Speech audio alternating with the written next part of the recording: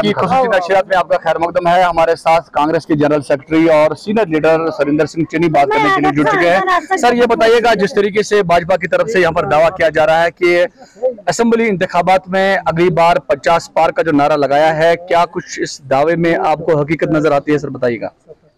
देखिए, सबसे बड़ी बात यह है कि पहले इलेक्शन कब होंगे ये कोई पता नहीं है, और जब इलेक्शन होंगे मैं यही कहूंगा कि पॉलिटिकल पार्टीज इलेक्शन लड़ने के लिए लोगों के पास जाएंगे वोट मांगने के लिए, और ये फैसला लोग ही करेंगे। अब वो 50 पार रखते हैं या 5 पार रखते हैं, तो ये लोगों पे निर्भर है। लोग जो फैसला लोग लेंगे, मुझे लगता है आने वाला इलेक्शन जो होगा वो जम्मू कश्मीर के भविष्य का फैसला होगा, जम्मू कश्मीर की रियासत का फैसला है, जम्मू कश्मीर के तहफ़्फ़ुज़ का फैसला होगा, और लोगों का वोट जो होगा वो एक अच्छी जगह जाएगा।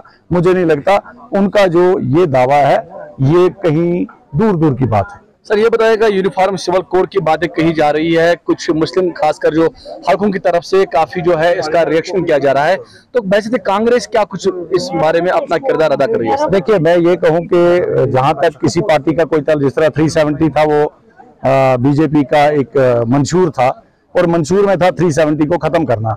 अब जो आने वाले इलेक्शन है उसके लिए कुछ ना कुछ आप लोगों को उसके लिए कोई ना कोई नया स्लोगन जो है वो देना पड़ेगा ताकि लोग वोट दें। लेकिन इस चीज से भी कोई फर्क नहीं पड़ेगा लोगों में।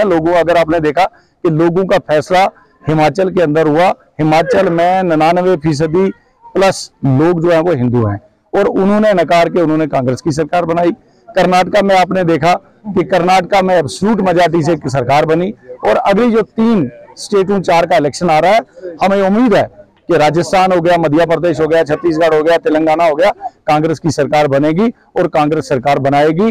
और आने वाला कल जो है कोई भी इलेक्शन हो, चाहे वो असेंबली का हो, चाहे वो पंचायत का हो, चाहे वो लोकल बॉडी का हो या पार्लियामेंट का हो, एक अच्छे नुमाइंदे चुन के अच्छे नुमाइंदे के लिए वोट करें, जो आपका भविष्य कल देखे, जो आपके भविष्य को सुधारने की कोशिश करे।